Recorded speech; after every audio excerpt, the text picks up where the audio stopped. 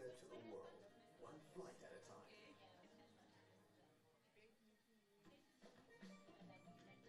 Join us for a daytime concert at the Botanical Gardens with Steel Palace and Narelle.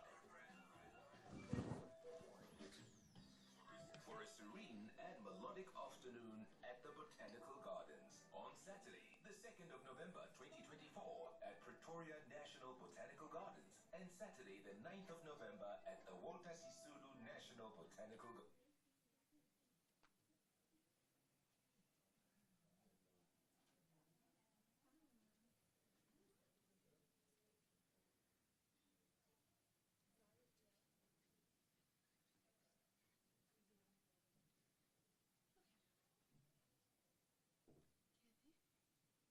Is causing a severe strain on the entity's systems and threatens the sustainability of consistent plant supply. Okay.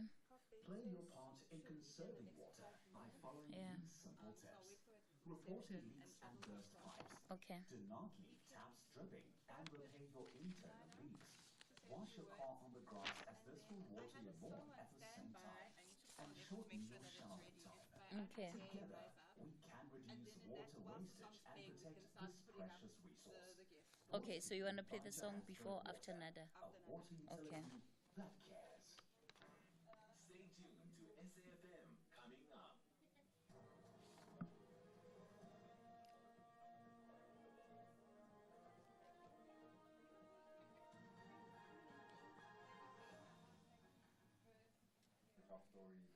Hi. Hello. Hi, Miss Madluli. Tare Horin fella. Oh, looking good. I'm loving the hair. Yes, girl. Loving it. It's so nice and thick. Like, eh, otherwise, okay, Mr. Jenna. Okay, update. Okay, So wait. I'm running the PR company full time. Your PR company. Yes, my Wonderful. Medical Emporium is my client. Okay, Yes. wonderful. The SARGF that you spoke to. Who are those? South African Responsible Gambling Foundation. Oh, yes. And then I'm doing my Yes, PhD. when a girl. I'm still Yes, recovering. when a girl. Yeah. I love it for you. Yeah. Look at ring mara. Ke bophelo ba gona, my And now we dear. have to You hustle. born. If you're not hustling, tomorrow utloba ose teng, But utlo there's jewa also life. getting other things to do outside of the media. Yeah. Sometimes because we love it so much, we yeah. sometimes find that we don't look it for I other. was going to say, you get drawn in. You do. And you forget bophelo bo teng. And people are making so much with so little. People that don't have half your knowledge, half your insights, half your whatever, are getting by. But this is your game, so don't. But you did well by telling Newsom to footwork. Because you can't be abusing talent. Telling people what to do. No, like, also, when you come to being my age, where you look in the near horizon and you're like, guys, in a couple of years, I'm going to be 40. I don't want to look back at my life, and there's some things that you just have to say no to, and really.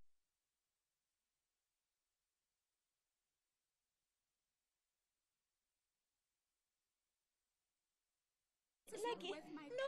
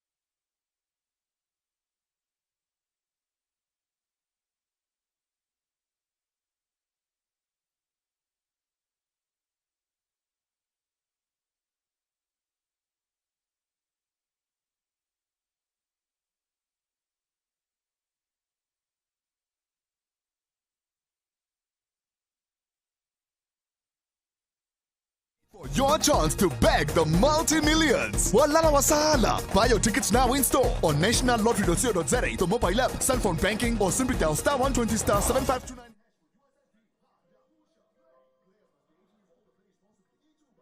Operator of the National Lottery. Breast Cancer Awareness Month. Myths versus facts. I'm too young to get breast cancer. Many women under age 40 are diagnosed with breast cancer. Men can't get breast cancer. 1 in 922 men have a lifetime risk of breast cancer. I have never had children and can therefore not get breast cancer. Women who haven't had children or only had them after 30 have an increased risk of breast cancer. Breast Cancer Awareness Month on SAfm. Good morning.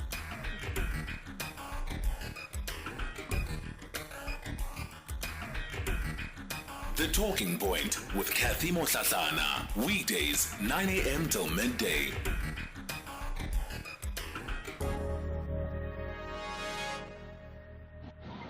Good morning, Cathy, and good morning to SAfm listeners. Cathy, I came across it on a video where the guy was stopped by the taxi, whatsoever, patrollers, they call them. And then they took the car, they drove the car.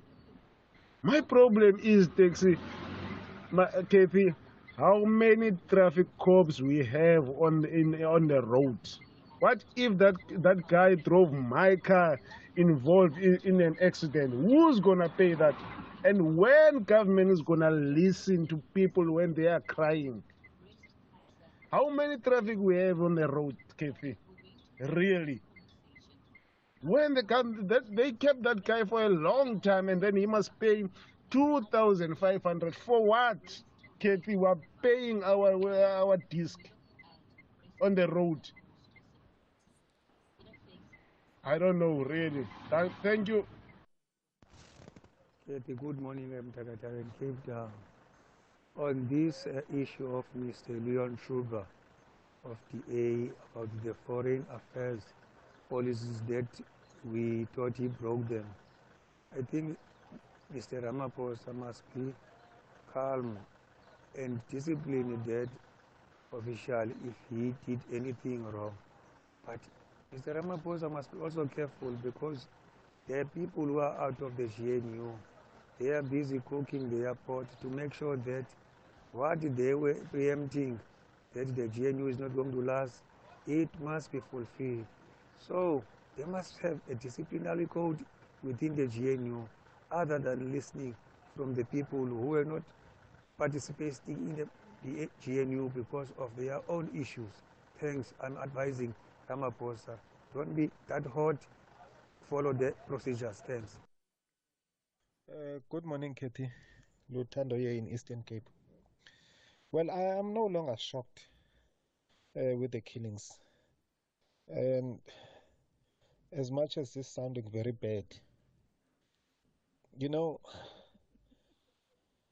I hope now, because they've killed a so-called prominent individual in the society, the government will understand the immediate need to get rid of guns in our society. Just get the soldiers to get rid of guns. It's not a difficult project. Otherwise, we will die every day. We will say this every day. Thank you. Good morning, Bishop Makwana from Leboa Zone F. Cathy, I want to tell you that we will never curb crime or be free in this country unless we accept that the ANC is bad for us. It has been hijacked by criminals and thieves. What we need to do now is to convince the parliamentarian to revisit our laws so that we could have laws that are straight, direct, and are difficult for any criminal to make sure that we curb crime. If we could do that, then we could curb crime. We need to put stringent measures on each and every law that we have against crime. People would not die like this. Good morning, Cathy, and the brilliant team behind the scenes. I'm Donald in Rustenburg. You are absolutely right, Cathy. You know, it's surprising, it's shocking. You always listen to Ramaphosa condemning the war in Palestine, Israel, Russia, Ukraine. Here there's a very big crisis. I think he's the last person to comment about those wars abroad. He must focus, his intention must be here. There's a big crisis. Here, there, and everywhere. SAfm 105.1 FM in Johannesburg. The Talking Point with Cathy Mohlahlana. Weekdays, 9 a.m. till midday. We're leading the conversation right here on The Talking Point. Welcome to the second hour of the show, our special broadcast from the Birchwood Hotel in Ekurhuleni. And we're shining the spotlight, as we do every single year, on breast cancer. And we're running our annual Breast Cancer Awareness Month dialogue from the east of the city this morning. Joining us will be a number of guests from across the stakeholder spectrum that will be giving us a bit more details about this particular illness and why it is that we need to be shining the spotlight on breast cancer in particular. I don't know about you. You can share your own personal experience, but I know in my life, increasingly, it just feels like there are more and more people who are being diagnosed with cancer. The doctors will tell us if that in fact is the case, or maybe it's just that people are speaking about it more. That's part of the conversation that we will have. So part of today, of course, in having this broadcast, we want to ensure that we're bringing communities in contact with stakeholders who can support them in not only accessing early diagnosis, finding treatment options, but also overcoming the disease and how to thrive after remission. So to tell us more about the purpose of this dialogue and why it's important for the public broadcaster and SAfm in particular is our group executive for radio at the SABC, Nada Wochela. So I should also be saying, she's my big boss. I have a boss, but she's the big boss. So good morning to my big boss. Good morning, Cathy. Good morning to everyone. Ladies and gentlemen, it gives me great pleasure to welcome all of you to this very important event and a live broadcast of a crucial conversation that we should be having every day in our country. Thank you all for joining us, especially the listeners at home, as we form a united front to fight a common enemy. Like you just said, Cathy, cancer is becoming the #1 enemy of humanity. While we welcome the strides made by modern medicine and medical professionals in South Africa and elsewhere in the world to fight the scourge of cancer, human beings continue to suffer, especially women, when it comes to breast cancer. In a country like South Africa, where access to information, let alone decent health care, is still a privilege that is only reserved for a few who can afford it, it becomes very important for us as the public broadcaster to create platforms to drive awareness about diseases or illnesses or actually any condition that threatens the lives of our people and those that we love. I would therefore like to thank the SAfm team for putting together such a fantastic event and an opportunity to engage freely with information from exceptional experts that are here in this room, professionals in the area of medicine and specifically cancer, people who have dedicated their lives to fighting cancer. I would like to thank our partners who have joined forces with us in this conversation, and I hope you will all enjoy the proceedings here today. And the listeners at home, I'm sure you will also get an opportunity to participate in this important conversation. Thank you so much. Nada, in many respects, this conversation, of course, speaks to the public mandate imperative of the SABC. Yes. It is quite important, Cathy, for us as a public broadcaster to always make sure that we reach every South African, especially with information as important as, healthcare, not just about cancer.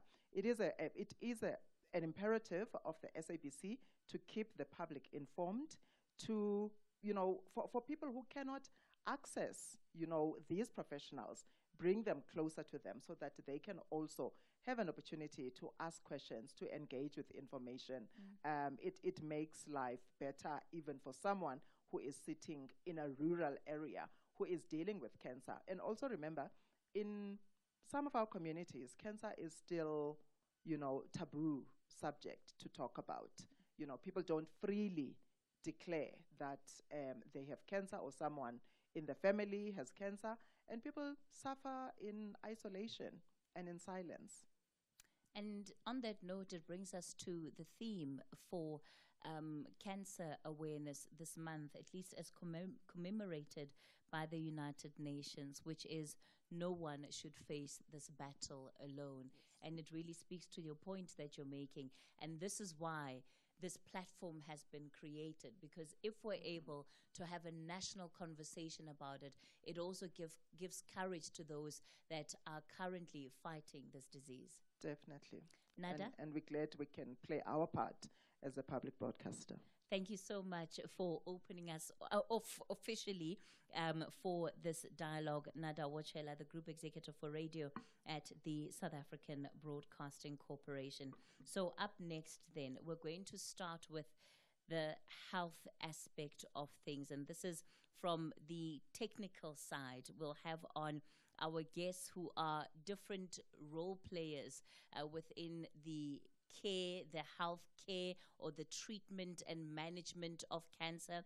They'll be joining us shortly. And then in the second hour, this is at 11 o'clock, it'll be the third hour of the show, we'll hear from those that are survivors. We'll hear their journeys, just again to remind us, if it can be a lonely journey, suffering from cancer. And I say this not out of personal experience, but out of hearing the experience of other survivors, and also watching some of those close to me who have been diagnosed with cancer. And when we have conversations like this, we also give them the opportunity to be a little bit more vulnerable, to be a little bit more open about their individual experiences. So all of that coming up after this quick break. Whew, what a day. Time for that face mask. Leave the face mask on for 2 minutes. 2 minutes?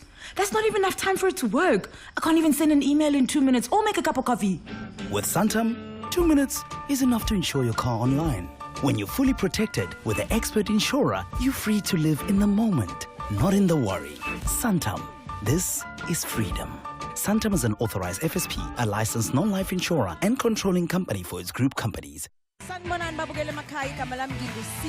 Make sure that you catch us on the 2nd of November, celebrating 30 years of summer music at 8:30 p.m. only on SABC 1. Celebrate 30 years of music with the Summer Awards, Saturday 2 November. Yellow carpet starts at 7:30 p.m. and the main awards at 8 p.m. on SABC 1.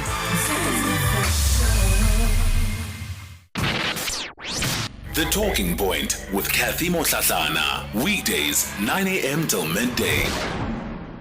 Living life on the merry-go-round, and you can't find a fighter, but I see it in you, so we gon' walk it out. Move mountains, we gon' walk it out and move mountains. And I'll rise like the day. I'll rise unafraid. I'll rise up, and I do it 1,000 times again. And I'll rise up, I like the waves. I'll rise up in spite of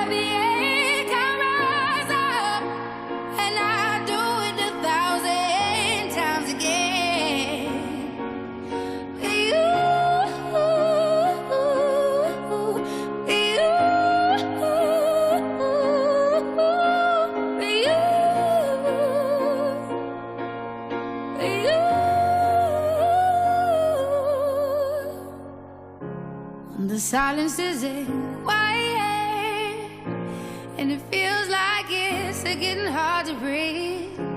And I know you feel like dying, but I promise we would take the world to its feet. Move mountains, bring it to its feet. Move mountains, and all right.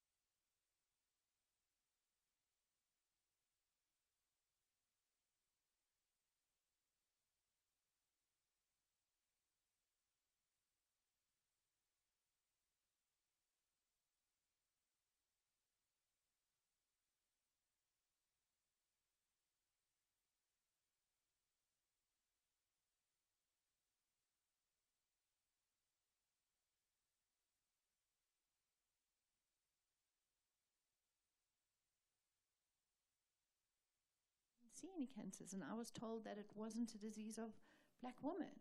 It's cancer affects everyone. If you are dying in a rural area without going to a hospital, you are not ticked off on a pathology database as having had cancer.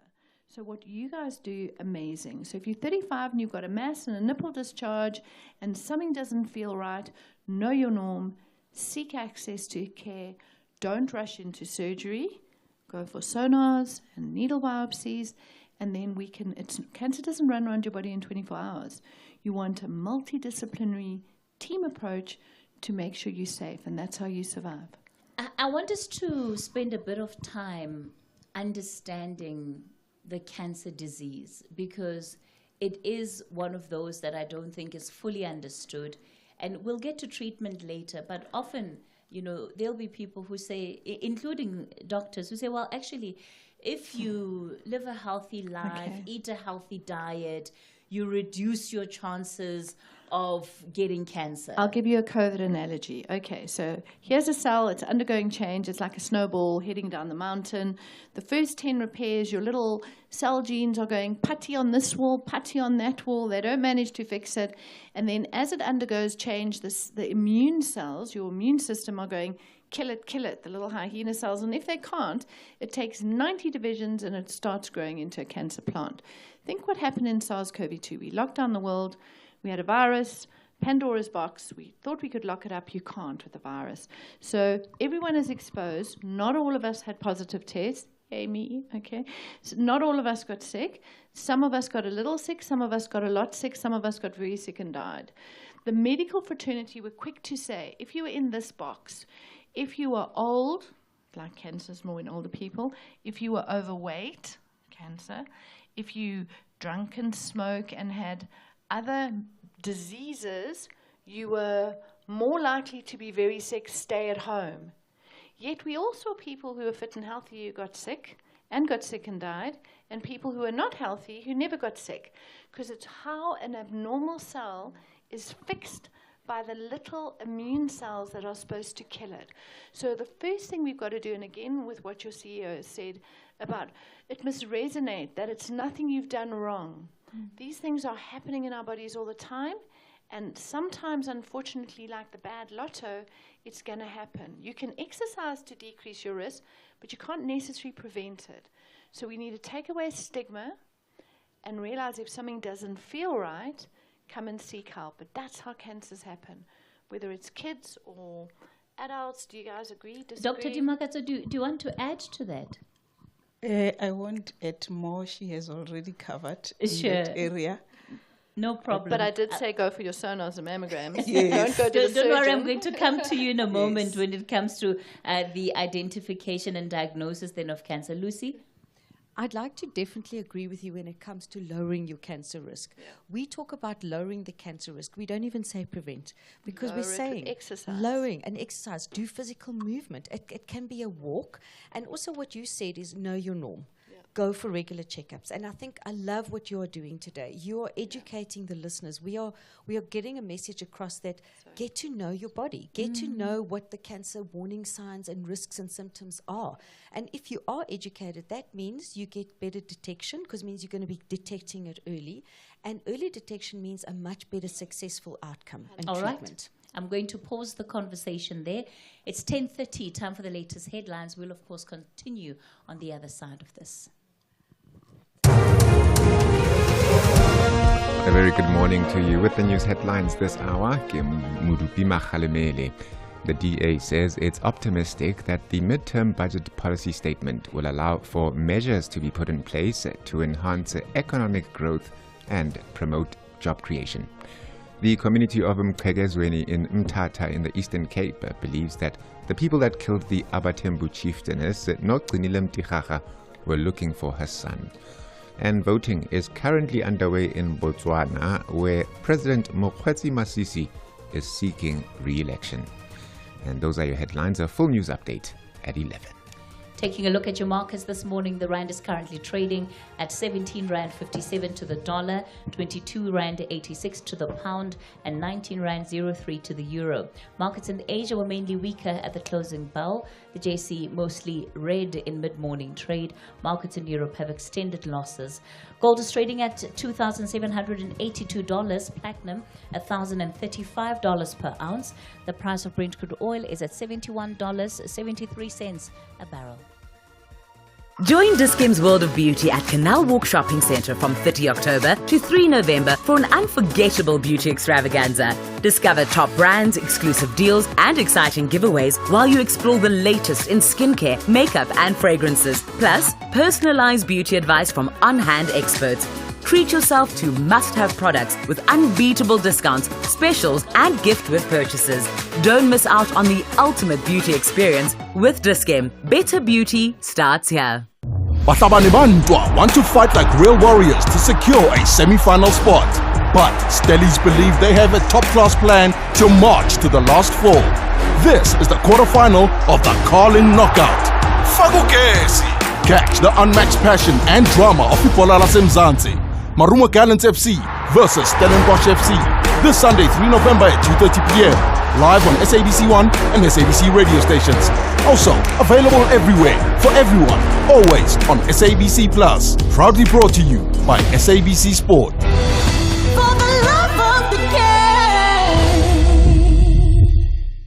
If you think you cannot afford a lawyer, think again. Clientele Legal has made professional legal services affordable for you. Whether it's a civil, criminal, or labor-related matter, we have a nationwide panel of attorneys standing by to assist you. SMS SAfm to 32195. That's SAfm to 32195 and we'll call you back. Clientele General is a licensed non-life insurer and an authorized FSP. Standard rates and terms and conditions apply. Here, there, and everywhere. SAfm 106.1 FM in Bombela. #SAfm Talking Point. We continue the conversation on the talking point. We're shining the spotlight on breast cancer this morning as part of our Breast Cancer Awareness Month campaign. We've got a number of specialists that are joining us for this conversation. Professor Carol Ann Ben, who's the head of she's no longer actually the head of the breast unit. So what's your official position now? Well, I don't know. I suppose just a worker. Okay, so I run a big international unit here locally, and we treat people whether they have access to funding or not. So we'll call her a breast cancer specialist and expert. Can we leave it there? You know what they say about experts? They drips under pressure. Dr. Dimakatso Tebe is a radiologist. Lucy Bologna, head of marketing and communications at Cancer, that are one of our partners for this morning, and Anita van der Walt, who's a biomedical scientist. So let's then get to the diagnosis of cancer. And I must say that when it comes to the risk factors, how to know if you've got cancer, it can be very difficult sometimes for women to tell. If you're PMSing, you feel like, oh, why does my breasts feel a little bit bigger than they usually are? They feel softer than, or a bit more tender. Am I going through risk factors? So how do we know that we are now facing symptoms that are actually part of the risk factors and not just going through the life cycle of being a woman? So the tips are: you pick one day a month or a week after your period, take your bra, lift your bra up and give them a wiggle, okay? Because you see if anything sticks, and you lift your arms up, you see if the nipple pulls in, you see if there's a change on your nipple. When the secret is when you feel softly your breasts and just fine feeling them. When you check for glands, feel with your arm on the side. Everyone lifts their arm above the head because that's the position that when you go and see this lovely lady for a sonar, she does. Mm-hmm. But if you want to feel glands, you've got to just have a little relaxed feel here. And if it doesn't feel right, okay, check in 2 weeks. If it doesn't feel right, go see your friendly radiologist. Don't go see your surgeon, okay? Dr. Dimakatso, what are some of the questions that you find patients ask you when they come to actually have scans taken before we get into the process then of diagnosis on your end medically? Most of the time, the women, when they come with the concern about the breasts, the questions that they will ask is, will I know when I leave today that I have cancer or not? Doctor, am I going to die? And all that because of what people have always thought when you are diagnosed with cancer, it means death. However, with the changes and with the modern advances in the medical field. It's no longer the same. We have advanced in the medical field. Cancer is no longer just like you are going to die. There are many things that can be done when you have cancer. So most women, when they have a lump, they immediately think it's a cancer. We need to make women aware and everyone aware that not all lumps are cancerous. But by staying home with a lump, you won't know whether it's a cancer or not until you come and consult, have your imaging done where we can do the mammogram and the ultrasound. And then after that, it's not even enough. We even have to send the tissue of your of the breast where there is a problem to the laboratory. The laboratory then will tell if it's a cancer or not. So by saying it's a cancer, or there is even now a tendency, I think that's why most of the patients, when they come, it's advanced. It's because sometimes even in our field, some fellow general practitioners or any other doctors, when the women come with a lump, or even in the clinics, you'll find the stories that they were given antibiotic and been told that it's an abscess.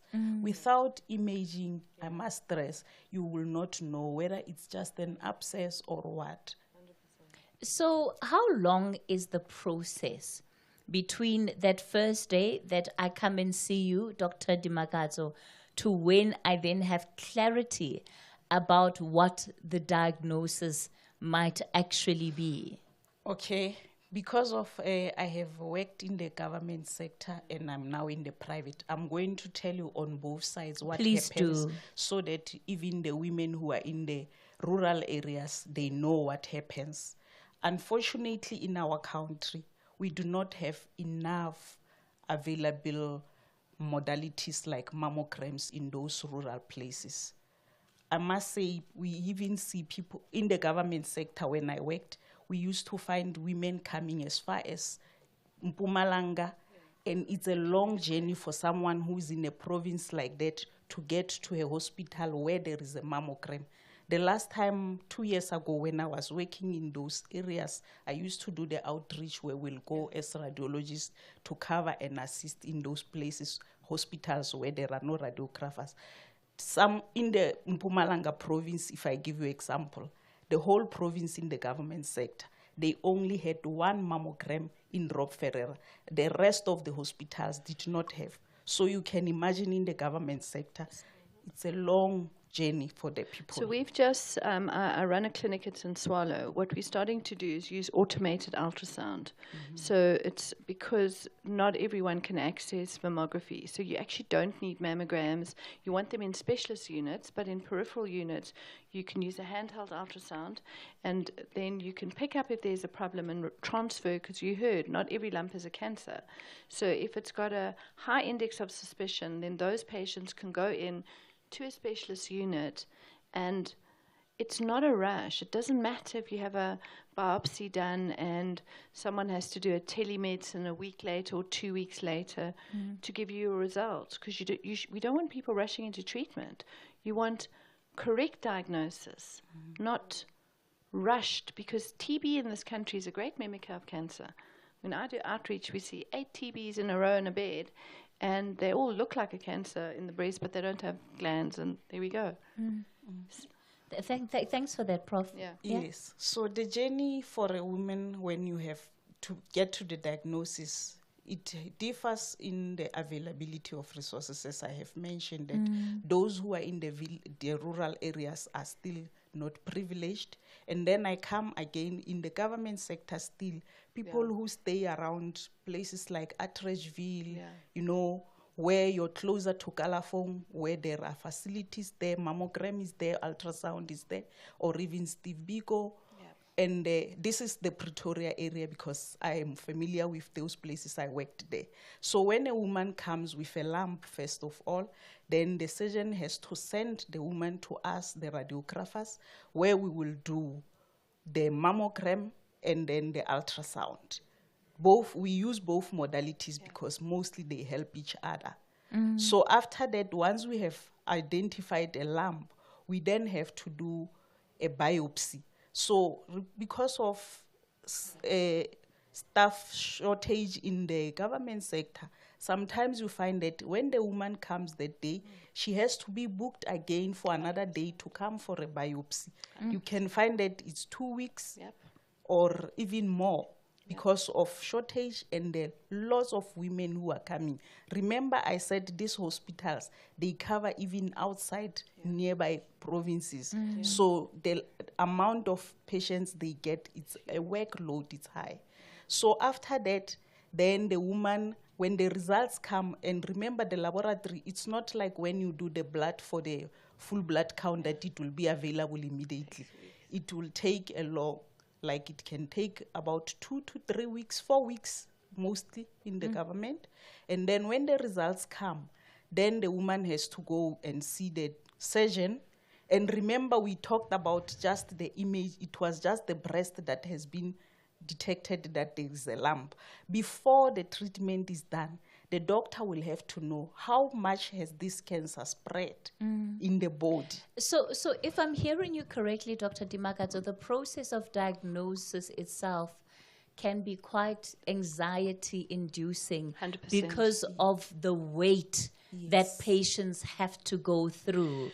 So I always talk about hospital environments as hostile, whether they're private or government. So that means that, you know, and that's why I always say people must speak to people nicely, because now you've taken your 1 day off and you've walked when they come to St. Swallow 3 or 4 hours to come in, and then someone says, clinic's full today, or we don't have a clinic today, or you can't do this, and then that person takes that little amount of money and food and has to go back into their environment. So this is opportunity for change. This is a day workshop, and there are ways. And before we look and say how bad it is, let me tell you something. I have second opinions coming out of the UK all the time of delays of months and months and months to diagnosis and treatment. So no place is perfect. We have opportunity through empowerment ideas like this to make things better. All right. So it's very hard, but we can get it right. Yes. Thanks, Prof. Lucy? I just want to echo what you're saying, both of you. One of the biggest challenges we see in the communities, women come to us with late presentation, am I right? So we don't do treatment as the Cancer Association. You know, we've got the experts here. We help cope with the side effects of that treatment, help them cope through that cancer journey. And I think that's the most frustrating thing. These ladies or men, because, you know, men can get breast cancer too. So they're coming to us very late. And, you know, like we say, early detection is key. And what we do is we try to help navigate through that system. So as you can imagine, they're traveling, they come from very far. They're often giving up their jobs, and then they're getting treatment or they don't get their results in time. So we have a very strong advocacy department who spend hours working with the departments of health. We have to collaborate with them. And then we work with them and say, right, here's a patient. This is the patient file. You've only booked her now for treatment in 6 months' time. She can't wait 6 months. So, you know, we have to do that kind of thing. And the other things we've started to institute is we call these information support desks, where we've got volunteers and staff at some of the public hospitals. So, like, I think we're at Charlotte Magetli, and we're at Steve Biko, and we're also, I think, in Robert Sobukwe and Kimberley. So we're trying to establish these desks and to help navigate that patient. So when they arrive, where do you go to? What do you need now? Who can you go and see? And how that actual diagnosis works. But I think one of the strong messages is getting to know your body, getting to know what those signs are so that they don't wait. And I think so people are not ignorant. We think people arrived late because they don't know. You know, if you've got a headache and a lump in your breast, the environment is hostile, and it makes that continual pushback difficult to access into care. So it's not that you don't know, sore foot, sore head, you know. It's just that it's the mission of you go there and you get pushed back and push, etc. So these are fixable things, okay, because breast cancers come in different families, and if you pick them up early, we can treat it. So we encourage people, so well done always to what you guys do, because you give opportunity to make things better on how people can access different units. Sure. So Anita, let me give you a chance to come in here. Thank you, Cathy. Now, for us, I'm from Biomedical Emporium, and I'm a pharmacist. But what I do is I make sure that our products actually say they do what they do and they're compliant with international guidelines and standards so that they're really safe. So why I'm here today is what we've seen. We have the private sector, clientele patients, and then we have the public sector patients from our wound care side. And it's really, the need is immense. And if we can see that this is a multidisciplinary, cancer is not something that you go through alone because you need your team, but we just see one small aspect of that, and that is how people's skins look like and how they feel and the treatment that they need. And sometimes cancer, what happens on the inside, you can actually see it on your outside, but they're not always sure. So if they feel a little bit better and the wound heal, and we can help with those wounds to heal, because of the public sector patients not always having access, and as we know with all the stumbling blocks and that it's really hard work just to get to everyone, we have encountered a number of patients where they had surgery and then they weren't looked after properly. So those wounds that got infected and that we got involved in that way, or other patients where they were actually still waiting on treatment and where these cancerous tumor actually spread through the skin and the infections and everything.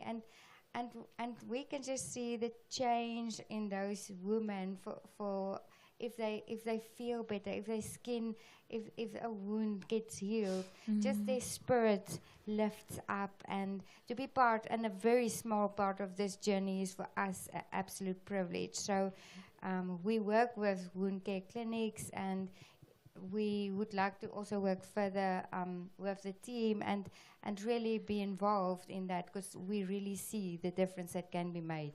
Thank you so much for that, Anita. Yes. Dr. Dumakatso, I'm going to ask you to hold that thought for me for a second. We're going to take a quick break, and then we'll continue with the conversation.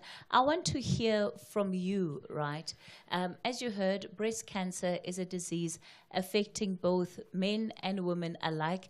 Maybe not at the same prevalence rate, but certainly we all run the risk nonetheless. So what are you learning out of today's conversations, and what are the questions that you have around the diagnosis and the treatment of cancer? What are the questions that you have around diagnosis and treatment? I'll take your calls on 086 000 2032 is the number to dial. On the WhatsApp voice note line, 0614 104 107.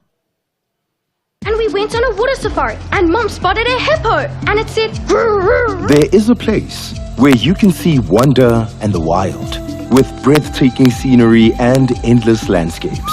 Enjoy good food and embrace great taste. And the next day we went to the reed dance. I saw the maidens handing over reeds to the mighty Zulu king, and the Zulu warriors chanting, "Baye!" Explore all this and more in the magical Zulu Kingdom. This message is brought to you by KZN Tourism and Film Authority. Channel a decluttered, recharged and flourishing you on Afternoon Express, Tuesday at 6 p.m. on S3. As coach Lucia Drummond offers practical steps to a less is more lifestyle. HR specialist Ultat Omabelane shares key skills to revitalize your career. Plus, Overnight Oats is the perfect after-gym recharger. That's Afternoon Express, this Tuesday at 6 p.m. only on S3. Repeat Sundays at 8:30 a.m. South African Airways is expanding in the DRC. We now offer direct flights from Johannesburg to Lubumbashi, the heart of the DRC's mining hub. Our convenient arrival time allows seamless connections to key regions like Ndola and the Copper Belt, opening up new growth opportunities. Traders can benefit from our generous baggage allowance, while SAA's superior aircraft belly capacity ensures your cargo reaches most parts of Congo on the same day. Book now at flysaa.com or contact your travel agent. South African Airways, connecting Africa to the world, one flight at a time. Our role must be to seek to build a better world. SAfm invites you to our annual public lecture, delivered by former Minister Dr. Naledi Pandor. The theme for the lecture is 30 years of South African freedom. Reimagining South Africa's democracy, achievements, challenges, and the road ahead in protecting our democratic gains. The lecture will take place on the 21st of November 2024 at the Birchwood Hotel and Conference Centre. Secure your seat by emailing us at info@safm.co.za. Today, I'm part of seeking to build a better South Africa. SAfm, leading the conversations that move us. Let's have the conversation. WhatsApp voice notes on 0614 104 107. We continue to focus on... Good morning, Cathy. Good morning to your panel. Very interesting conversation. And I just want to know that what are the risks for men? Because I understand breast cancer might be prominent in women. However, as men, I doubt that we're immune. And what sort of the telltale signs, if one could call it that, should one be looking out for as a man, especially over the age of 40? What does one need to look at? Thank you very much. Tanya from Polokwane. Cancer is costly. Cancer as such in all its ramifications, in its all forms that it assumes, it's so costly globally, not only in South Africa but globally. The impact of cancer to humanity, it's too bad. Cathy Mohlahlana on SAfm. All right, Prof, you wanted to answer that question from one of our listeners? Yeah, so just quickly, sub-Saharan Africa has a slightly higher incidence of male breast cancer than the rest of the world. It sits at 3%, the rest of the world 1%. So as a man, men have boobs, male boobs. Okay, you've got boobs too. So if you see a change on the one breast, a change on the nipple, a hard mass on the one side, you go for a breast ultrasound. How do you decrease your risk? Exercise, BMI under 30. It's not just men over 40. I have 27-year-old men with male breast cancer. It's treated identically to female breast cancer. So you don't need to have that pirate cut, that looks like old movies. We treat it the same, but make sure that if you see something concerning, you go and you have an ultrasound. Timakato? Yes, in addition to that, the other things that I have found that some of the males they present with, they may find that you have bloody discharge coming out from the nipple. So those are also the signs that they have to look for. In terms of treatment and the journey that patients have to walk, what would you say some of the biggest challenges, Lucy, you're facing is when it comes to treatment options that people have? And of course, we all want a cure for cancer, but it seemingly is not available. No, I think some of the biggest challenges patients are facing is just the economic impact and just lack of access to care. We know 80% of our population don't have access to care, and 20% do. So we're dealing with very underserviced communities. So we have to be present there. We try to make all our information available in all the different languages, isiZulu, isiXhosa, Sesotho, where we can. So this is where we all need partners. All of us need partners to come on board, and brands, and help us to translate materials, translate our videos. There's videos on how to do things. But I think those are the biggest challenges that the patients are facing, and long distances. Many of them are coming from far rural areas. We've got a children's program called Cancer TLC. We are seeing mothers that are actually leaving their jobs because they're so desperate for their child to be treated. And they will bring their child, they come there with nothing. So those are the things. I mean, I think cancer, the disease, once you have a diagnosis, not only does it impact the individual, it's impacting the whole family. It affects you at your work. Mental health. The mental health. As Anina talks about those side effects with surgery. There's all those factors, which I'm sure Carolyn can say. I think what's important is that we use the collaborative effect, because I want to tell you that private is also not great, okay? So what you guys can do is set up access points of where we can set things up, like you can run ultrasound automated ultrasound clinics, navigators. You don't need specialists and doctors. Breasts are for blondes. You need a simple navigator to say, this is the problem, this is how you make the diagnosis. We could do digital multidisciplinary and get people in. People need less. What's the future? People need less chemos. There are fancy new target oral medications, even for advanced cancers. No one needs a mastectomy. You need small surgeries. The future is we're going to freeze cancers. So radiology. So there are better ways of doing things, and it's about collaboration, understanding that people aren't ignorant. They want to seek help. You don't walk kilometers. You want to seek help. Our problem is we need to make sure they can access help. Okay. I want to give Anina a chance to come in. I'll end off with you, Dimakadzo. Anina? All right. Thank you, Cathy. Yes, I fully agree with Prof. Carol, and it is really, people want help and they're really desperate. And if they don't get it, their mental health deteriorates. And to uplift them, if they can see a change in how they are affected, then they will also feel better, and emotionally you'll just see a person is different. We had a patient coming in, and the lady she didn't even lift up her head. She was just she needed the public sector. She was waiting still on the list for a treatment, and with that, she got a big wound on her breast to such an extent that I feel it's not our place. We're not doctors in all. We just treat and help where we can with the wounds and all. And we are involved in sponsorships and foundations where we do help these patients, because for us it's about more than just the private sector. And if we can't do our part for the public sector, I don't think we should be in South Africa. Sure. If we don't want to walk that mile, then what are we doing here? So just the change in those patients and how, the cancer is still there. We're not treating it, but the wounds healed. The smell so is from the smell, it was really horrific. And she was not affected only in her house, her home. She couldn't go out. You're so isolated. Yeah. In the time when you really need people and support. So being part of that journey, that is the greatest feeling in the world. Thanks for that, Anina. And in a moment, we're going to hear from some of those survivors who'll share their own experiences. Dimakadzo, you get the last word here. Yes, I want to stress about the importance of collaboration. Yeah. Private and public can collaborate and help in winning this cancer.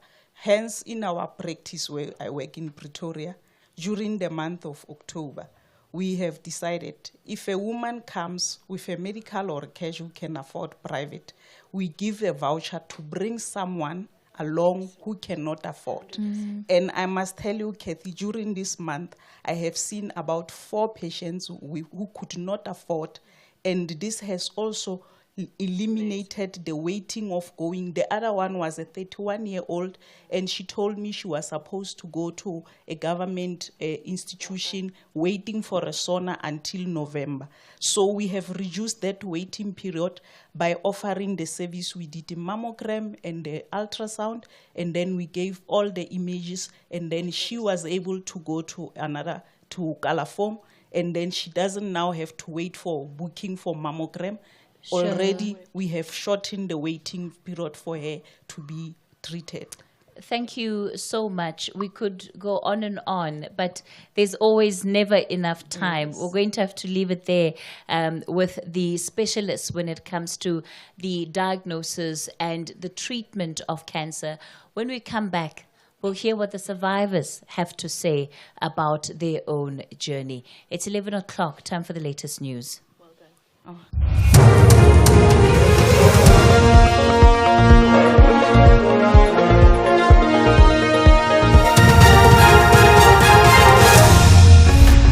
The top stories is our optimism ahead of the midterm budget and a lion on the loose in Mpumalanga. Very good morning. The DA says it is optimistic that the midterm budget policy statement will allow for measures to be put in place to enhance economic growth and promote job creation. Finance Minister Enoch Godongwana will deliver the statement in Parliament this afternoon. DA spokesperson Willie Oukamp says rising debt servicing costs must be reduced significantly to send a positive signal to the markets and investors.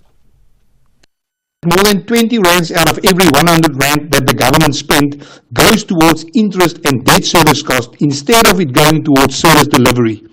We need to have a higher level of debt repayment. Our debt to GDP ratio has increased from 28% 15 years ago to where we are currently standing at 75%.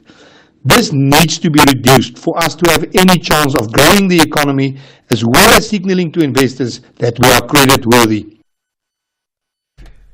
Build One South Africa leader Mmusi Maimane meanwhile says it is important for the budget to focus on the 7th administration's economic growth initiatives. Ensuring that we create an indicator about how we fund for new infrastructure that South Africa needs to build, what tax incentives we give to businesses, how do we ensure that we fund for education given the strain that the Department of Education has been placed under, and ultimately, given that there's been a reduction in the number of police, how do we increase the number of police so that we can keep South Africans safe? The community of Mqhekezweni in Mthatha in the Eastern Cape believes that the people that killed the Abatembu chieftainess, Noqinile Mtikhaga, were looking for her son. 2 men entered Mtikhaga's house and reportedly gunned her down last night. Police have confirmed that 5 grade 12 learners were raped in the same area. They've launched a manhunt for the suspects. Family spokesperson Mandlonke Mdazuka says they're shocked. I received a report from the Great Place here about 2 o'clock, and she told me that Noqinile Mtikhaga, the chieftainess, has been shot dead. When I came here early this morning, and I was told that 2 people arrived and they entered the house through the front door. And she heard that there are people here inside, and she came out of her room and they just stood him. Immediately they saw her. They were looking for his son, who was still in the house at that time. A team from the Mpumalanga Tourism and Parks Agency is trying to track down a lion which is on the loose in Mbombela. The agency has urged the town's residents to be vigilant. The male lion was spotted near an estate in the town early this morning. The agency spokesperson, Simpiwe Shungube.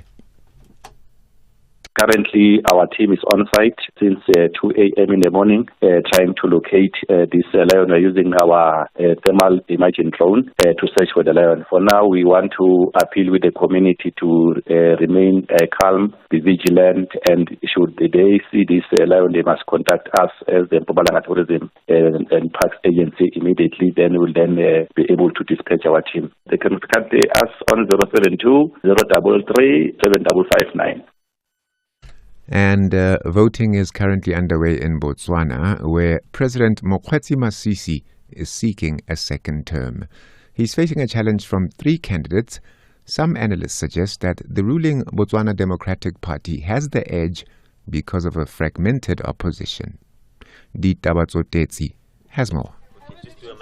Botswana is a multi-party state, but the governing Botswana Democratic Party has dominated the polls since 1969. This landlocked nation is considered one of the continent's most stable countries, having peacefully transitioned to power in all elections since independence from Britain in the 1960s. However, there are fears this time that there might be post-election violence.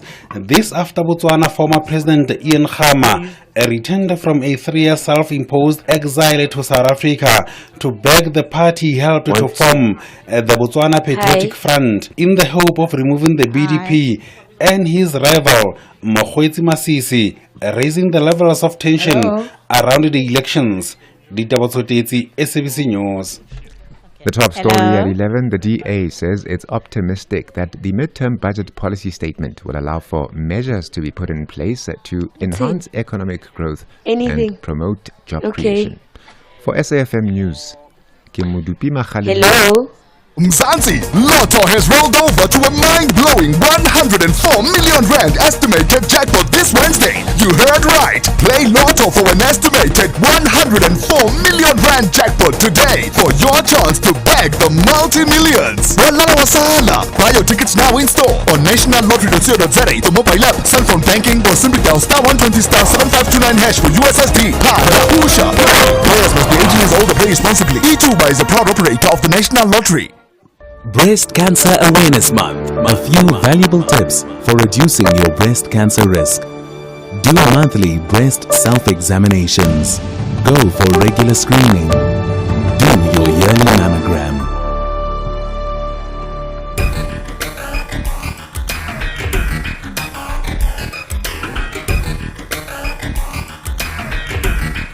The Talking Point with Cathy Mohlahlana. Weekdays, 9 a.m. till midday.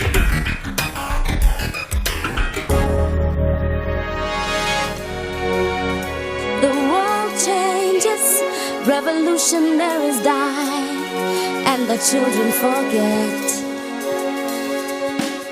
The ghetto is our first love, and our dreams are drenched in gold.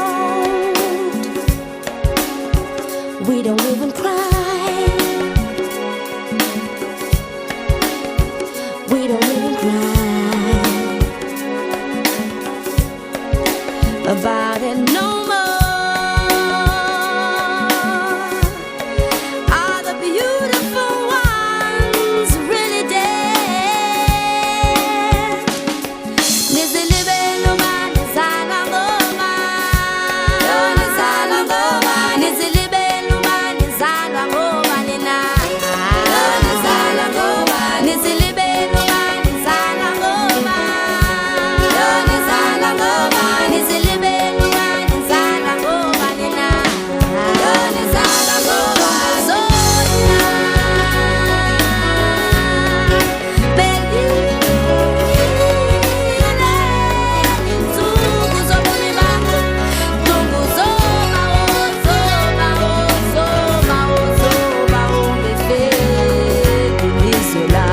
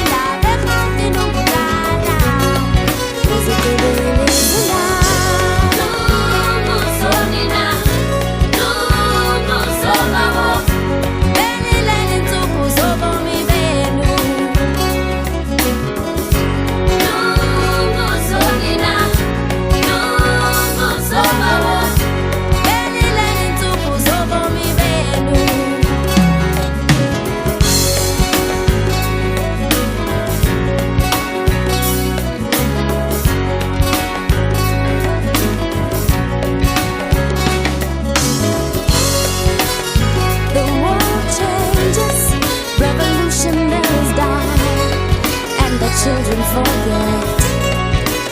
Children forget. The ghetto is our first love, and our dreams are drenched in gold.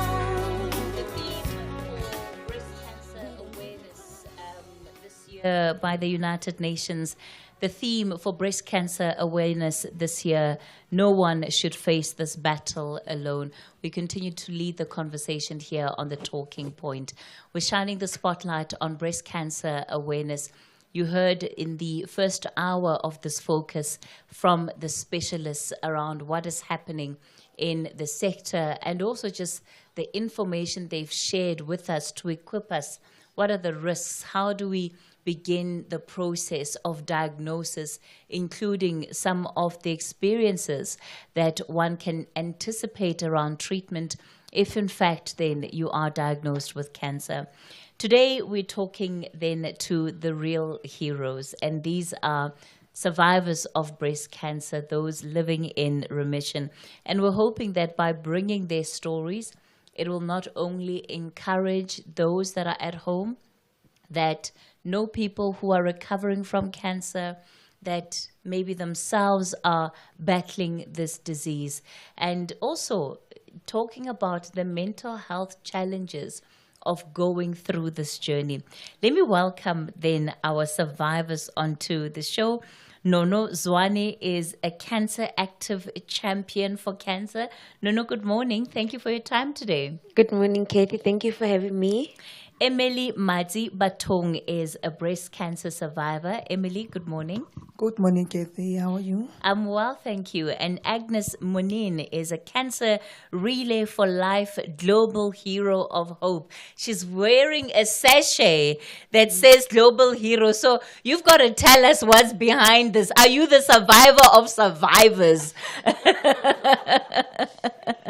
Thank you, Cathy.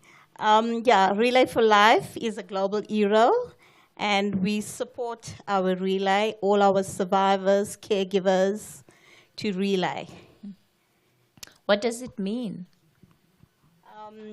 It means that we have a relay that support the cancer survivors, caregivers. It's an overnight event that we go through the whole night with all the survivors. We go through the track. So that's the Relay for Life. It's an overnight relay that correct. goes on for how long? It starts like for about 6 in the evening and to 6 in the morning. Sure. Mm-hmm. You need a lot of people to keep it going till that long. Yes, we do. It's actually beautiful. It's lovely, and I would love the whole country to support us. Don't worry. I know my big boss is a runner, so maybe she can come and be part of the relay. Yes, and next time you have it. Supporters out there as well. So, I want to maybe also then begin with you and sharing your own personal story. We heard the specialists talking about what women often say are the hindrances to them coming forward to getting an official diagnosis. What was the journey like for you, and at which point did you realize that you may have an issue? Well, I'm a little bit paranoid. I'm a paranoid person, and I always drive my doctor crazy. If I see something a little difference in my body, then we have to figure out what it is. So every year, from the age of 30, I used to go in January, I used to go for mammogram, all general checkup. Yeah. So in 2019, in December, while I was doing self-examination, I found something that was not there before, on my breast. And then I thought to myself, I'll just check it out in January when I do the mammogram. So when I went in, did the mammogram, it came back clear. There was nothing on the mammogram. But I was not satisfied. I left the office and I was like, okay, maybe there's nothing wrong. But 2 weeks later, when I went on my periods, the lump got very painful. And after the periods, the pain went away. And I felt like I had a boil under my arm. So sure. I felt like there's something wrong. And I phoned the radiology department. They told me to go to my GP. So then COVID hit. Everything was closed. I couldn't do anything. And then a month later, I went to my GP when everything opened. And when he examined me, he told me that he doesn't think it's a lump. He thinks it's breast tissue. Since I was under 40 and the breast is it's full of dense tissue. So he was thinking it's breast tissue. And I said to him, no, there's something wrong. So we need to check it out. Like I can feel there's something wrong. And then he referred me for a sauna. And even with the sauna, they couldn't find the lump. They found the lymph nodes. And when I did the biopsy, I had to direct the doctor with my hand to show her where the lump was. So sometimes it's difficult for people to come forward because when you get to the doctor, it's so intimidating. And some people are not like me forward. They won't say anything to the doctor because they'll be intimidated. Yes, if your doctor says you're okay, that's the message you need to actually leave his room, because you actually don't want him to find an issue. So that becomes your ticket out, and a huge sigh of relief. Yes, another thing is that we always think that doctors are always right, so they can't be wrong, So we need to, if you feel like something is wrong, you need to voice it out and you need to take action. You can even get a second opinion. It's your right. Sure. Emily, what was your journey to diagnosis? Cathy, it was in 2018. I remember I was in a taxi. I felt something in my left breast. It was so very, very, very painful. Then when I arrived home, I told my man that, you know what, I'm not feeling well. I don't know what is happening. As time goes by, you know how men are, they like to touch our breasts. So when he touches my left breast, it was so painful. I say to him, don't even touch my left breast. It's so very, very painful. That's when I decided to go and see my GP. He treated me with antibiotics for about a month. It was in February by then. So in May, the lumps came back. This time I said I told the doctor that, you know what, I'm not feeling well. The lump came back, and then he referred me to a breast clinic in Paraguanath. It's when I started to see the doctors. I went for mammogram. I did ultrasound and biopsy. When the results came back in August, and when the doctor told me that I've got early breast cancer, I was not well. I was scared. I say, I've got cancer. How come? Where does it come from? I couldn't. It was so I was so confused. I didn't know what to do, where to go. I missed my mom. I don't have parents, my sisters. I've got only my brother, my nieces, and my nephews.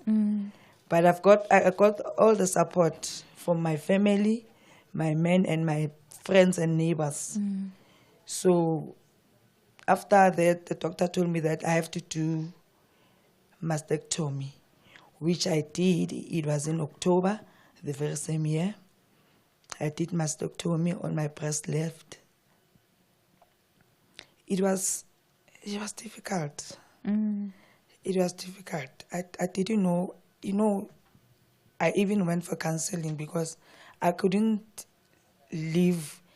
see myself living with only one breast. It's so difficult. It took time for me to get to know myself, that I've got only one breast. Sometimes we used to go for an outing with my friends. I couldn't even undress in front of them because I feel so scared. I feel so uncomfortable. What will they say? But some of them, they knew, they gave me all the support. No, we're here for you. Feel free, wear your swimsuits and all will be well. You talk about going to the doctor, in May, and then only getting your treatment or your diagnosis in August. It's a couple of months. It's a journey, and it speaks to what the specialists were saying. In that period, as you're waiting for that diagnosis, what is going on in your mind? How are you dealing with the different emotions of the possibility of what this could be? It was so scary. It was so scary that I went for counseling. I even lost too much weight because I didn't know what to expect. I was waiting for the results. I didn't know what the doctors were going to say to me.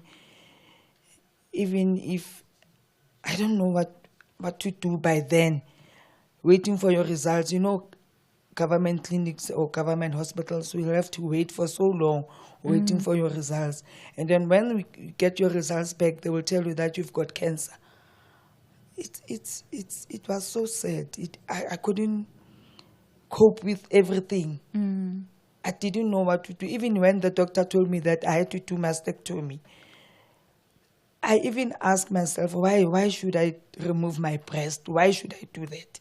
Can't you give me something that will cure the lumps and it just to disappear so that I couldn't go around with one breast? It was so difficult for me, Cathy. Sure. Yeah. Agnes, let me give you an opportunity to share your own story. And again, speak to us about the journey that you had to walk from diagnosis right through to treatment. Thanks, Cathy. I was diagnosed with breast cancer in 2016. Jan 2016. I felt my left arm was very sore, and I didn't know what it was. So I went for a mammogram immediately, and I had to go for a biopsy. After my biopsy, on the 11th of Feb, I was actually called to the doctor's room, and I was diagnosed stage 2 breast cancer. So it was not easy because for the last 2 years, having chemotherapy, loss of hair, loss of weight, I got very, very sick.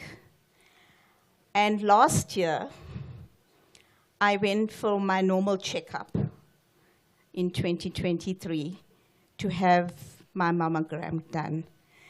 And they found a lump on my right breast. So I had to go through all over again, having my right breast removed. But this time I was very lucky, with God's grace, that I didn't have to have chemotherapy because all was removed, because the lump was very small. So the support that I got from lots of friends, family, my 3 sons gave me great support. My 3 daughter-in-laws stood by me through my journey. So I got back to work as normal and leading a normal life. How would you say that as a woman, and especially because we live in a society that puts so much pressure on women and their physique and what they look like, what was the impact for you of having a mastectomy, and how do you feel that it impacted your overall image of yourself? How did you deal with that? It was very hurtful, painful, because the first time having just one breast, especially when you're dressing up and things like that. But you know what? I accepted it, and I just lived my life. So the second time, it was the same story. But, you know, having the experience at the first time, I accepted. I just accepted it, just like that. Because there's nothing else you can actually do. Yeah. Emily, do you want to speak about the impact of the mastectomy? Yeah, because it was after mastectomy, I had severe headaches. It was hard for me sometimes to wake up in the morning. I was admitted in 2019. I was admitted at Charlotte Maxeke, where they did all the tests, brain scanning, to check if the cancer had spread to my brains, because I had severe headaches every day, every morning when I woke up. Luckily, the doctor told me that chemotherapy and radiation were never considered. I didn't do them at all. I didn't pass them. I know nothing of them because of the doctor told me my cancer, it's early. I can't go through chemo and radiation. But the headaches were there all the time until I was discharged in a month's time. After that, I went home. I continued. I was on tamoxifen. I had tamoxifen for 5 years. Until this year, the doctor told me that they need to change me from tamoxifen to aromacin. But I'm living a healthy life now. I'm happy. And you look good. All of you look good. Thank you. I got all the support I wanted. You know, when you live with your loved ones, the people that are closer to you, the people that love you, and you share your journey with them, they will support you in every way. You live healthy, you eat healthy, you go to gym, you know, you join support groups. It helps a lot. It helps a lot. Talk to me about your own treatment. Okay, so my treatment, I did 16 rounds of chemo. The first 4 were the one they call the Red Devil. That is the most severe one with severe side effects for me. And then that's where I lost my hair, excessive nausea, loss of taste buds, those things. And the second one, the 12 rounds were Taxol, which I took every week, like weekly. The first one I took 3 weeks apart, the second one every week. And then after the chemotherapy, I did a segmentectomy. It's a partial surgery. They didn't take the whole of my breast. They just took the affected part. And then we had to do radiation just to make sure that they kill everything that might have been left. So when I did the surgery, they did from my breast and they took off some of my lymph nodes because they were also affected. So I did radiation, and radiation was the worst of all three for me. The side effects were worse for me because I got 3rd-degree burns under my breast, which was difficult because you can imagine you have to go on with your life like everything is normal. You have to walk around, and now you have burns under your boob, you know. So that was the most difficult and most painful for me. And then after that, I was on an injection every 3 months to suppress the hormones because the cancer that I had was estrogen and progesterone positive. So they had to suppress my hormones. And I'm taking tamoxifen now I have to take it for 5 years. Sure. And in terms of the actual treatment that you have been on, how long have you been on treatment now? It's been 4 years. Yes, the chemotherapy was 6 months, and then I did the surgery, recovered for 1 month, and then another month for radiation. And after that, it's been tamoxifen, and I go every 6 months to do blood tests. And every year, once a year, I do mammograms and they check my organs if my organs are still fine because they say chemotherapy damages your organs. So they have to check if everything is still fine. I think just listening to all three of you, it's clear why cancer is a journey and that there are no quick results. It's not something that even if you get a diagnosis today, by tomorrow it can be done, or by a week's time, or even a month's time. And so it really is an important message, especially when it comes to support. So when we continue with the conversation, I'm going to ask you, about what it is that you needed most from those within your support group, because I think that kind of information is also important for people to know about how to position themselves, right? Because sometimes you also don't know what to say when somebody tells you that they have a diagnosis. We'll continue this conversation on the Talking Point. We're speaking now to survivors of breast cancer as we shed a spotlight on this disease.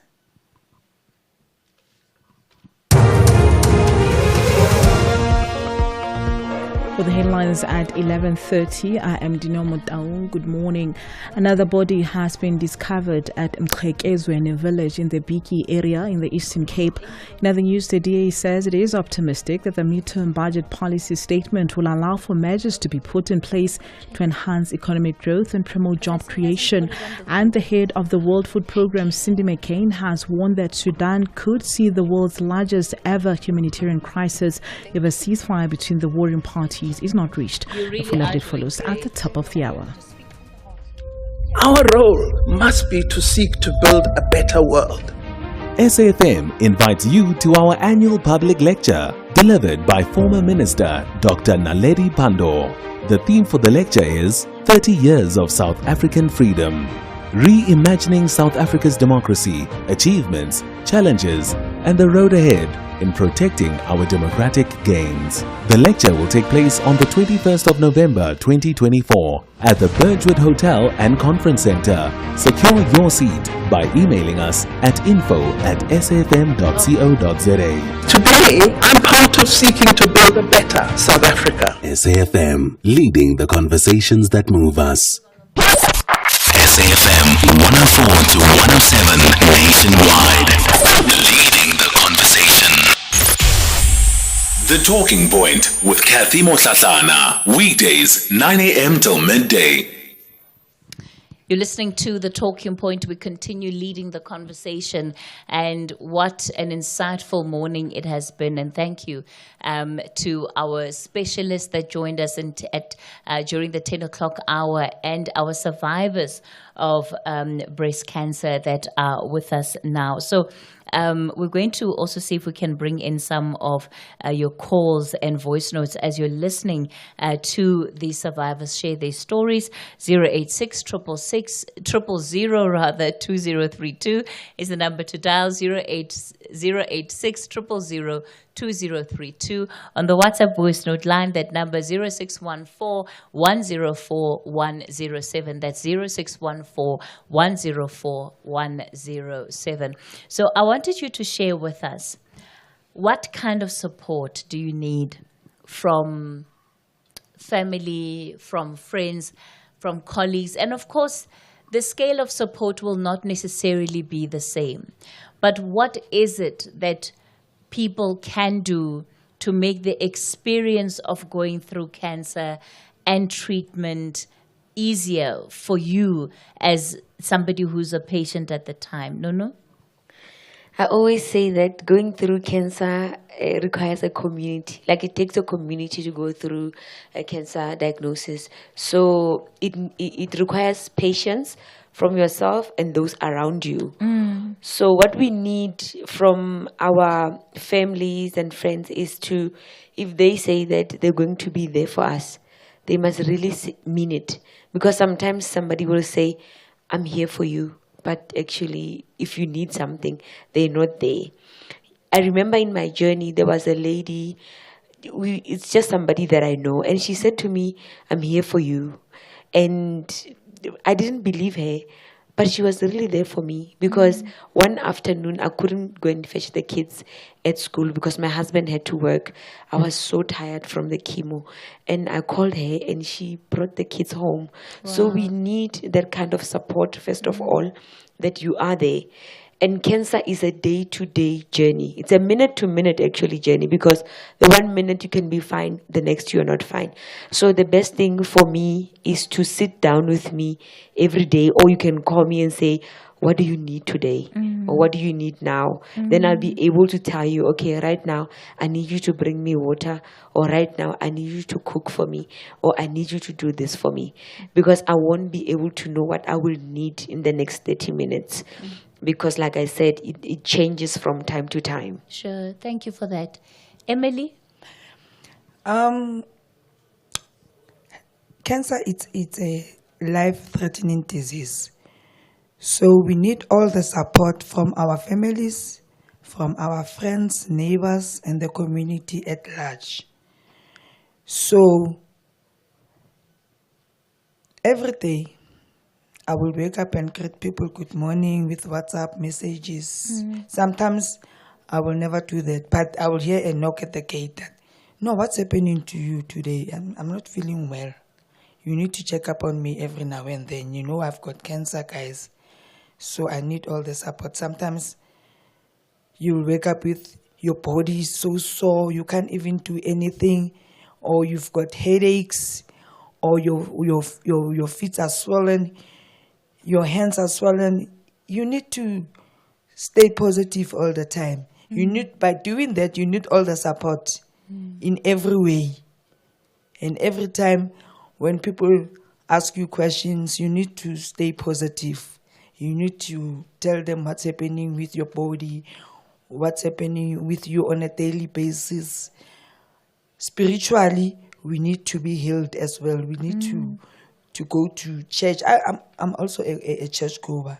So when I feel down, sometimes I went to Father, and I told Father that I'm not feeling well today. He will pray for me. He will give me holy water just to go and drink at home, or to bath myself with that. It helps a lot. It helps a lot. Sometimes you need to sit down and just kneel down and pray for God to keep you on a very healthy mind, on a very healthy mind. Yeah. Because cancer, it's not a good thing living with cancer. It's not a very good thing living with cancer. Agnes? For me, it's just the love, the support, family and friends being there, picking up the phone, and maybe sometimes we can't answer that call, but when we can, just to ask, what do we need? If we need anything, can they support us? Or because obviously you can't drive, you can't go to the shop, you're on your own. So just picking up the phone and asking, if you need something, can we bring it over? Yeah. Your grandchildren, that's the most important thing that gave me so much of love and support. My grandson was 5 years old. He even brought the food to my bed to even feed me. So it was amazing. We just need that support. And remember, we don't only need the support when we are diagnosed. We need the support forever. Because we don't know when we're going to get sick again. Or if we make it the next day. So wherever family and friends can support, they need it. Survivors need it. Fighters need it. Yeah. So that's for me. Agnes, thank you. Thank you so much for sharing that with us. Pleasure. I want to play this voice note, and it's specifically on the issue of stigma, which I think is quite big, especially for a topic like cancer too. Good morning again, the panel. From the Cancer Association, the one is in the panel, please can you also explain more about how effect of the stress and a cell phone and a laptop on your lap about cancer. This has been researched, and then more especially with the stigma with Dr. Wallace at Cancer Association of South Africa in Cape Town branch, that how is the stigma increase on women or any other one that will not be able, as I'm doing basic education information around chronics and specializing with cancer awareness. And we found that it's a lot of stigma, that even a mother is not easy, a man is worse, just to go and check for prostates. So if maybe we can explain around it. Good morning, Cathy, and to your panel. I'd like to know, when it comes to breast cancer, does the size of the breast matter? For instance, if you have heavy breasts and you have a big bust, does that mean that probably there could be a chance of breast cancer? Should you be worried if your breasts are growing bigger than they were probably 2 years ago? Thanks. Hi, Cathy. I just want to say hello to you and your guests. They're very empowered, and they're also empowering us with very informative education, because I feel like, when you're diagnosed with cancer, you should really arm yourself with research and education so that when the doctor suggests therapy or any medication, you'll be able to, in a way, to understand that process, because it just reminds me of my mother who passed on about a decade and a half ago, and she had started with colon and then it went to breast and eventually just spread and she just passed on. It was just a sad story, just to be in that room for the doctor to tell her that she's going to die in 3 months. And she was deaf. I had to interpret that information to her. So thank you so much, ladies, for sharing your journey, and your information is so helpful. And I have a friend right now who's going through the same process. So it's really helpful to hear that so that I'll be able to support her as well. Thank you. #SAfm Talking Point. Thank you for your contributions to this conversation and all of those questions. And to our listener there who lost her mom to cancer, we're so sorry for that loss. It's 15 years ago, but one can feel just how tender it still is. Lucy, let me give you an opportunity to answer some of the questions before we wrap up. Thank you. Just to that first caller that asked about the research about cell phones and laptop, there has been no clinical, enough evidence-based research that has come out to prove it yet. So that, I think, just to separate it from the stigma, and I think she spoke about stigma, and I think in a lot of communities we have come across that, where there's been no understanding of the cancer, the disease.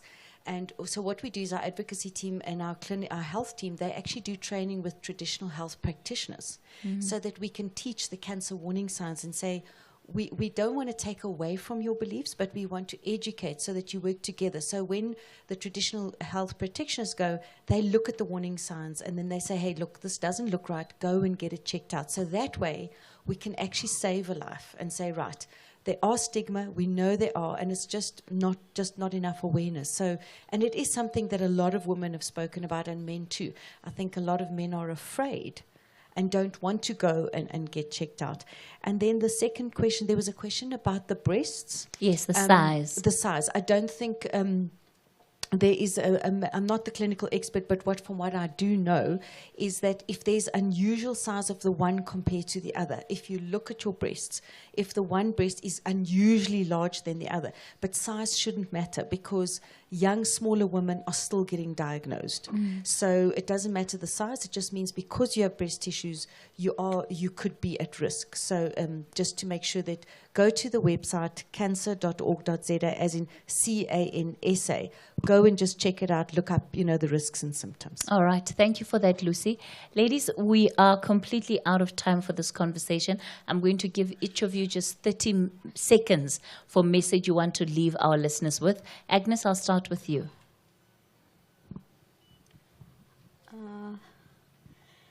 I just think when you are diagnosed, you just need to be positive, brave. Don't have a negative mind, because when you have a negative mind, that's where it takes you in the wrong direction. So, and just have a close friend or a family member with you if you're going to have your checkup done. Thank you. Emily? My advice to the whole world is for them to support those who have different kinds of cancers. We need their support in every way. Thank you so much. I would say that early detection is key. So please go and have that do self-examinations. And if you find something is wrong, please go and get it checked. The worst thing that can happen is they can say you have cancer and you will be able to beat it, especially if it's detected early. And that embrace your journey. Take every opportunity as it comes, and then just live a full life. Tomorrow is not promised. Ladies, let me thank you all for coming onto the show and for sharing those experiences with us. I know that it's a journey of years and years that you've crammed up into an hour. It can never do it justice, but certainly I think we've all learned from hearing your stories. That's where we come to the end of our special broadcast today, live from the Birchwood Hotel, in collaboration with the Cancer Foundation and Birchwood, to make sure we shine the spotlight on this disease and the awareness that we need to have around it as a society. As the theme for this year says, no one should face this battle alone. And certainly hearing the journeys of these survivors, it's clear why it is that no one, absolutely no one, should face this journey alone. So be there for the people that you can be. The show back with you again tomorrow between 9 and midday. Up next is the book reading. If you think you cannot afford a lawyer, think again. Clientele Legal has made professional legal services affordable for you. Whether it's a civil, criminal, or labor-related matter, we have a nationwide panel of attorneys standing by to assist you. SMS SAfm to 32195. That's SAfm to 32195, and we'll call you back. Clientele General is a licensed non-life insurer and an